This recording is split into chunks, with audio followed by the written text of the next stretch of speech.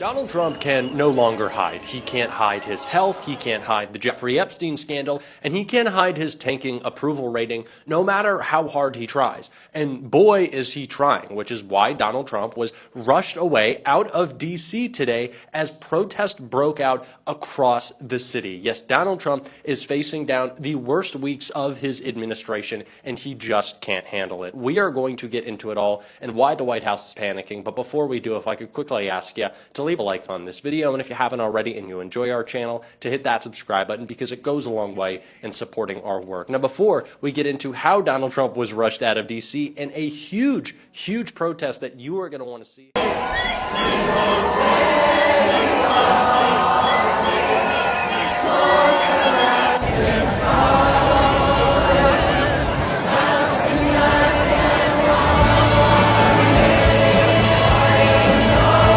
I want to start with one of the reasons for this protest, Jamie Raskin calling up Donald Trump's Epstein cover-up. Well, a hoax is a corruption scandal or a crime that Donald Trump doesn't want anybody talking about anymore.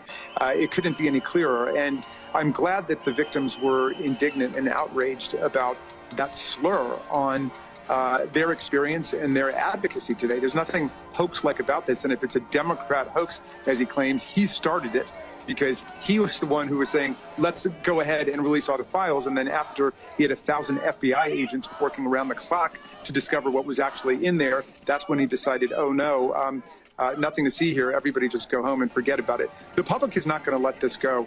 And those files have got to be released. The real question is to what extent they've already redacted or damaged information in there. But we don't need these retread files that they've been sending over the last several weeks. We need the files they're not sending. Those are the ones that we have to demand. Maga's latest lies covering up the Epstein files are almost laughable at this point. We covered Mike Johnson yesterday saying that Donald Trump is an FBI informant, that he was sharing information about Jeffrey Epstein, that he was reporting his crimes, that he was staying anonymous through the whole process. That's why he was friends with Epstein, which runs completely counter to what Jamie Raskin was just talking about. How can you call it a hoax if Donald Trump was involved in busting Jeffrey Epstein?